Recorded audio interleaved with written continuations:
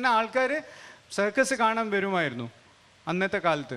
അപ്പം ആ ഒരു ഫാക്ടർ നോക്കുകയാണെങ്കിൽ ഓഫ് കോഴ്സ് മൃഗങ്ങളും കുറച്ചുണ്ടാവും, കുറച്ച് ആക്രോബാറ്റിക്സും. പിന്നെ കീലേരി കുഞ്ഞിക്കണ്ണൻ ടീച്ചറുടെ ഒരൊറ്റ പരിശ്രമം കൊണ്ട് മാത്രമാണ് കേരളത്തിലെ പല കലാകാരന്മാരും ഈ രംഗത്ത് വന്നത്. കേരളത്തിൽ കളറിൻ്റെ ഒരു ബേസ്, കളറി അഭ്യാസത്തിൻ്റെ ഒരു ബേസാണ് ഇതിന് വളരെയധികം സഹായിച്ചത്, ഈ ബോഡീൻ്റെ ഫ്ലെക്സിബിലിറ്റി. അതുകൊണ്ട് തന്നെ പല ദേവൾ സർക്കസ് ആയാലും മഹാരാഷ്ട്രക്കാരെ സർക്കസുകളിലും കൂടി അവർ ലോക്മാന്യ തിലകിനെ ഒരു പ്രാവശ്യം ഇൻട്രൊഡ്യൂസ് ചെയ്യുമ്പോൾ ഇങ്ങേര് പറഞ്ഞു, ദേവൾ സർക്കസിൻ്റെ മുതലാളി, ഇത് സിംഹങ്ങളാണ്, കാട്ടിലെ സിംഹങ്ങൾ, പക്ഷേ ഈ കലാകാരന്മാരാണ് എൻ്റെ ശരിയായ സിംഹങ്ങൾ, ദ റിയൽ ലയൺസ്.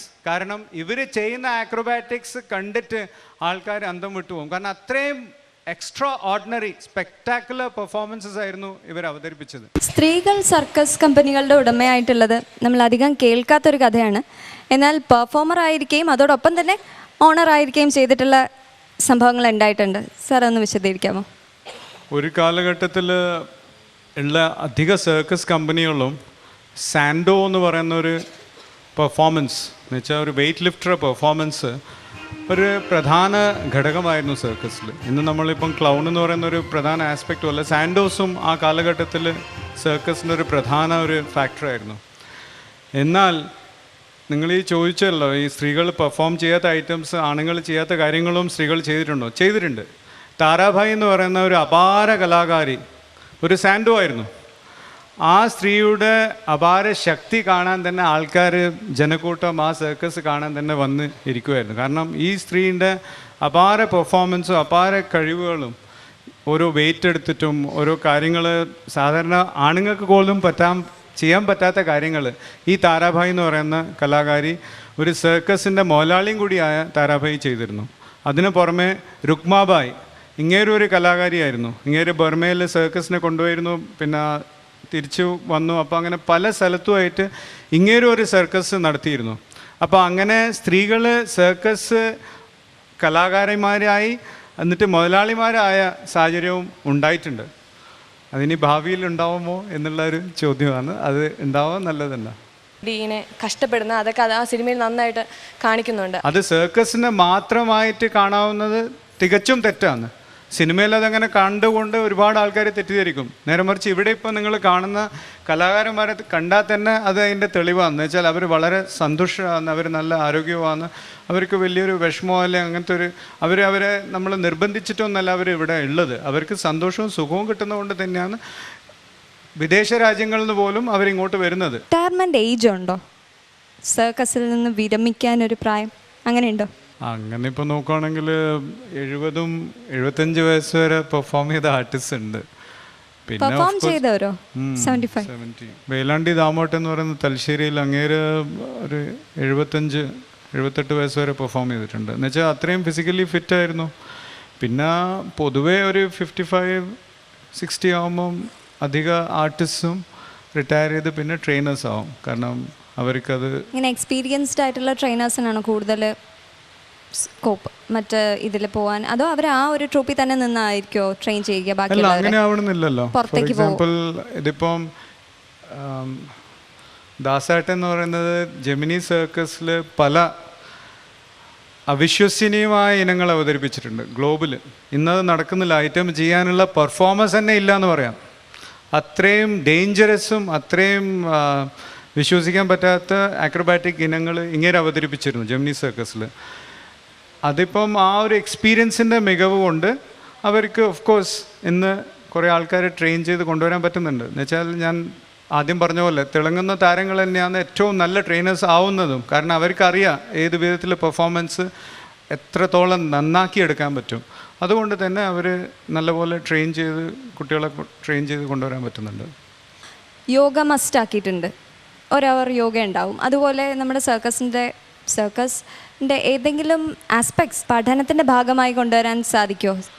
എന്തായാലും ചെയ്യാൻ പറ്റും. ഫോർ എക്സാമ്പിൾ ഇന്ന് അമേരിക്കയിൽ ഞാനത് ഒരു പ്രാവശ്യം ഒരു പ്രസ് കോൺഫറൻസ് പറഞ്ഞ ഒരു വാർത്ത പോലെ തന്നെയായിരുന്നു. കാരണം ഞാൻ അന്ന് പറഞ്ഞു, അമേരിക്കയിലൊരു ക്ലൗൺ കോളേജ് ഉണ്ട്. എന്നുവെച്ചാൽ അവർ ക്ലൗൺസ് എങ്ങനെ അഭിനയിക്കണം, എങ്ങനെ അവർ പെർഫോം ചെയ്യണമെന്ന് പഠിപ്പിക്കുന്നുണ്ട്. ക്ലൗണിൻ്റെ വേഷം ധരിച്ച് അത് ഒരു തരത്തിലൊരു റിലാക്സേഷനാണ്. എന്ന് വെച്ചാൽ ഈ ഒരു പെർഫോമൻസിലൂടെ അവരെ തന്നെ മറന്ന് ഒരു ആക്ട് ചെയ്യുന്നു എന്നുള്ളൊരു കൺസെപ്റ്റ്. നേരെ മറിച്ച് ഇത് പൊതുവെ ആൾക്കാർ വിശ്വസിച്ചിട്ടില്ല. കാരണം ഓരോ ഇൻസ്റ്റിറ്റ്യൂഷൻസിലെ പ്രൊഫസേഴ്സ്, ലെക്ചറേഴ്സ്, ഉയർന്ന പദവിയിലുള്ള ഡോക്ടർമാർ ഇവരും കൂടി ഈ ക്ലൗൺ കോളേജിൽ വന്ന് ഇത് പഠിച്ച് അവർ ഇനം അവതരിപ്പിക്കുന്നുണ്ട്. എന്ന് വെച്ചാൽ സർക്കസ് വർക്ക്ഷോപ്സിൻ്റെ ഒരു കൺസെപ്റ്റ്. ഇപ്പോൾ yoga is A part of physical fitness. Yoga ചെയ്താൽ നിങ്ങൾക്ക് ആരോഗ്യത്തിന് നല്ലതാണ്. It helps your body. അതുപോലെ തന്നെ സർക്കസിലെ ചില ഫിസിക്കൽ ഫിറ്റ്നസ് ഐറ്റംസ് ആയിട്ട് ഇൻട്രൊഡ്യൂസ് ചെയ്യാൻ പറ്റിയ ഐറ്റംസ് ഉണ്ട്. അത് തന്നെ ഇൻട്രൊഡ്യൂസ് ചെയ്തിട്ട് നമുക്ക് യു ക്യാൻ സ്റ്റാർട്ട് വർക്ക്ഷോപ്സ്. അത് തുടങ്ങിയാൽ എന്തായാലും അതിൻ്റെ തുടക്കത്തിലെ റെസിസ്റ്റൻസ് ഉണ്ടാവും. പക്ഷേ അതുകൊണ്ട് സർക്കസും സൊസൈറ്റിയുമായിട്ടുള്ള ആ ഒരു ഇൻറ്ററാക്ഷൻ്റെ വലിയൊരു ശക്തി ഉണ്ടാവുന്ന എൻ്റെ പൂർണ്ണമായ വിശ്വാസം. കാരണം ആൺകുട്ടികൾക്കും വരാം, പെൺകുട്ടികൾക്കും വരാം. മാത്രമല്ല ഈ സർക്കസ് കലാകാരൻ ചെയ്യുന്ന ആ ഒരു ഐറ്റമിൻ്റെ ഡിഫിക്കൽട്ടി, അതിൻ്റെ പ്രയാസം മനസ്സിലാക്കാനുള്ള ഒരു അവസരവും കൂടിയാവും അത്. നേരെ മറിച്ച് അത് നമ്മൾ കാണുമ്പം നിങ്ങൾ പറഞ്ഞ പോലെ കണ്ടിട്ട് ആൾക്കാർ അതിനെ ചിലപ്പം ചില സ്ഥലങ്ങളിൽ ക്ലാപ്പ് പോലും ചെയ്യാറില്ല. ഓഡിയൻസിൻ്റെ ആ ഒരു പ്രതികരണം വളരെ ശുഷ്കമാണ്. നേരം ചില സ്ഥലത്ത് വളരെ ആവേശത്തോടെ പ്രതികരിക്കും.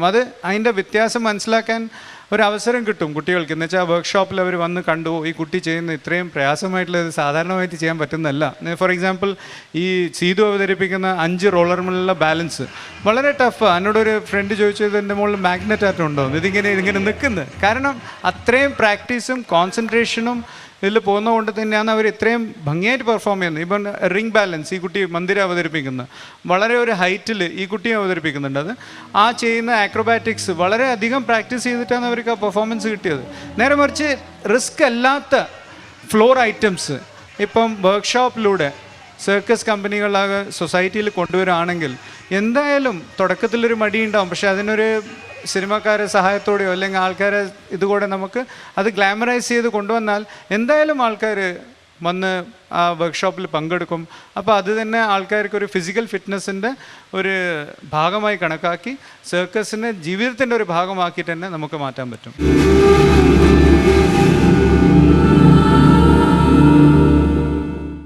സർക്കസുകാർക്ക് എന്ത് തരം അംഗീകാരമാണ് നമ്മൾ കൊടുക്കുന്നത്? അങ്ങനെ എന്തെങ്കിലും അംഗീകാരം അവർക്ക് ലഭിക്കുന്നുണ്ടോ? മറ്റ് ഓരോ കലയിലും ചെയ്യുന്ന ഓരോ കലാകാരനും വളരെയധികം പ്രോത്സാഹനവും അംഗീകാരവും ലഭിച്ചിട്ടുണ്ട്. അതുകൊണ്ട് തന്നെയായിരുന്നു നമ്മൾ ഡൽഹിയിൽ വെച്ചിട്ട് സർക്കസ് കമ്പനികളും സർക്കസ് ലവേഴ്സും ഒത്തിട്ട് 125ാം വാർഷികത്തിനൊരു പരിപാടി നടത്തി പഴയ കലാകാരന്മാരെ ആദരിച്ചിരുന്നു. അത് ആക്ച്വലി എൻ്റെ അഭിപ്രായത്തിൽ ഇവിടെയുള്ള ഇപ്പോൾ ഓരോ സംസ്ഥാനത്ത് ഇപ്പോൾ തിരുവനന്തപുരത്തുള്ള സോഷ്യൽ സർവീസ് ഓർഗനൈസേഷൻസിന് മുന്നോട്ട് വന്നിട്ട് അവരിത് ചെയ്യണം എന്നാണ് എൻ്റെ അഭിപ്രായം. എന്ന് വെച്ചാൽ ഈ ഒരു കലയെ പ്രോത്സാഹിപ്പിക്കണമെങ്കിൽ അവർക്ക് മുന്നോട്ട് വന്ന് ഇപ്പം നിങ്ങൾ ഓരോ ആർട്ടിസ്റ്റിനെ, പാട്ടുകാരെ, ഡാൻസ്, മറ്റേ ഓരോ കലയെ എൻകറേജ് ചെയ്യുന്ന പോലെ തന്നെ പ്രൊമോട്ട് ചെയ്യുന്ന പോലെ ഈ സർക്കസിലെ കലാകാരന്മാരെ നിങ്ങൾക്ക് പ്രൊമോട്ട് ചെയ്യാം. അപ്പോൾ അതുകൊണ്ട് എന്തുകൊണ്ടാവും ജനങ്ങളുടെ ഇടയിൽ ഒരു അംഗീകാരം, അവർക്കൊരു ഗുണം, അവർക്കും ഒരു സന്തോഷവും അവർക്കൊരു മോട്ടിവേഷൻ ഉണ്ടാവും. ബിക്കോസ് ഏതൊരു കാര്യത്തിനും അതിൻ്റെ പ്രധാനമായിട്ടുള്ള ഒരു ഫാക്ടർ എന്ന് പറയുന്നത് മോട്ടിവേഷനാണ്. It is a motivation which drives and gives you the energy. അതുകൊണ്ട് തന്നെയാണ് ഒരാൾ എന്തും ചെയ്യാനുള്ള ഒരു ഉത്സാഹം ഉണ്ടാവുക. സർക്കസിൻ്റെ ഇപ്പോൾ ഉള്ളൊരു ജനപ്രിയത ഇനി ഭാവിയിലും ഇതേ രീതിയിൽ തന്നെ മുന്നോട്ട് കൊണ്ടുപോകാൻ പറ്റുമെന്നൊരു വിശ്വാസമുണ്ടോ? ഇതിൽ എൻ്റെ അഭിപ്രായത്തിൽ സർക്കസിന് ഒരുപാട് മാറ്റങ്ങൾ കൊണ്ടുവരേണ്ടി വരും ഭാവിയിൽ.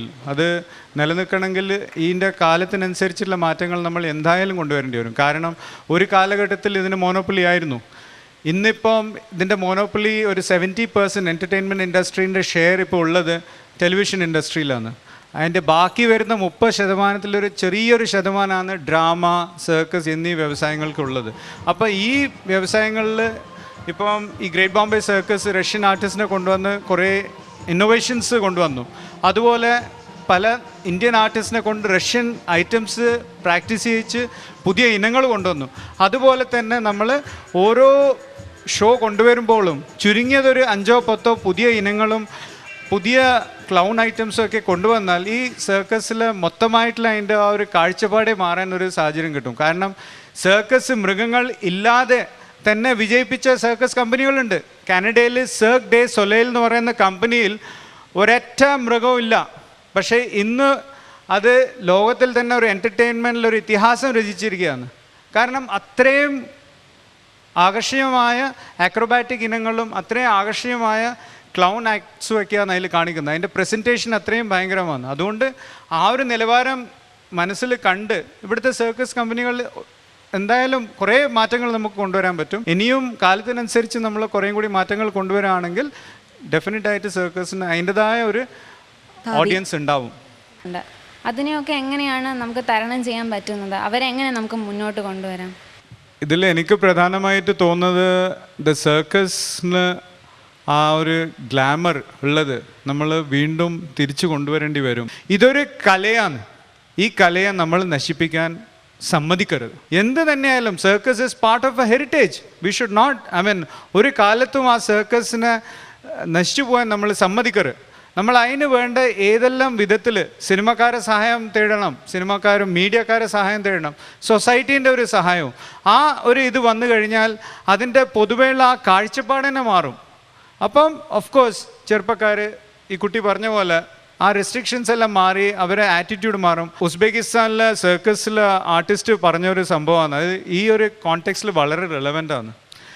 അയാൾ ഇങ്ങനെ തെരുവിലൊക്കെ നടന്നു പോകുമ്പം ആൾക്കാർ അയാൾ ചൂണ്ടി പറയുമ്പോലും see he's a circus star, circus artist, great man. ആ ഒരു മതിപ്പ് എന്ന് വെച്ചാൽ അവിടെ അത്രയും പെർഫെക്ഷൻ ഓറിയൻറ്റഡ് പെർഫോമൻസസ് ആണ്. ഒരു പെർഫോമൻസിൽ ഒരു പിഴ എന്ന് പറയുന്ന സംഭവം ഉണ്ടാവില്ല. ഓഡിയൻസിൻ്റെ അടുത്ത് അത് ദഹിക്കൂല. അത്രയും പെർഫെക്റ്റ് ആയിട്ടുള്ള പെർഫോമൻസസും അതുകൊണ്ട് തന്നെ ആർട്ടിസ്റ്റിനും ആ വിധത്തിലെ ഒരു മതിപ്പാണ്. ഇവിടെ നമ്മൾ സച്ചിൻ തെണ്ടുൽക്കർ ആയാലും അല്ലെങ്കിൽ നയൻതാരയോ അല്ലെങ്കിൽ കാവ്യ മാധവനെയാണ് നമ്മളിവിടെ ഇമ്പോർട്ടൻസ് കൊടുക്കുന്നത്. എന്ന് വെച്ചാൽ അവരാണെങ്കിൽ അവർ വന്നു, ആൾക്കാർ ജനക്കൂട്ടം. മറ്റേ സർക്കസ് എന്ന് പറയുമ്പോൾ നമ്മൾ we don't give that sort of an importance. ആ ഒരു ആറ്റിറ്റ്യൂഡ് ഓഫ് ദ പീപ്പിൾ എന്ന് വെച്ചാൽ ജനറൽ സൊസൈറ്റി, മീഡിയ മാറ്റിയെടുക്കുകയാണെങ്കിൽ ഓഫ് കോഴ്സ് എന്ത് തന്നെയായാലും ഒരുപടി ആൾക്കാർ ഇതിലേക്ക് പിന്നെയും വരും. കാരണം ഇതിൻ്റെ ജീവിത സാഹചര്യങ്ങളിലെ മാറ്റങ്ങൾ, ഇതിൻ്റെ ഫെസിലിറ്റീസ്, ഇതൊക്കെ വരുമ്പോൾ എന്തായാലും ആൾക്കാർ വരും. ഇപ്പോൾ പല ഫോറിൻ സർക്കസ് കമ്പനീസിൻ്റെ പ്രസൻറ്റേഷൻ തന്നെ നമ്മളെ സിനിമക്കാരെക്കാളും അവരെ കടന്നു വെച്ചിട്ടുള്ള പെർഫോമൻസാണ്. ഈ കുട്ടി പറഞ്ഞ പോലെ ഇനിയും ചെറുപ്പക്കാർ ഇതിനോട് ഇൻട്രസ്റ്റ് കാണിക്കും. ആൾക്കാർ ഇപ്പോൾ നേപ്പാളിൽ ഈ കുട്ടികൾ വന്ന പോലെ കേരളത്തിൽ നിന്നും കുട്ടികൾ വരും.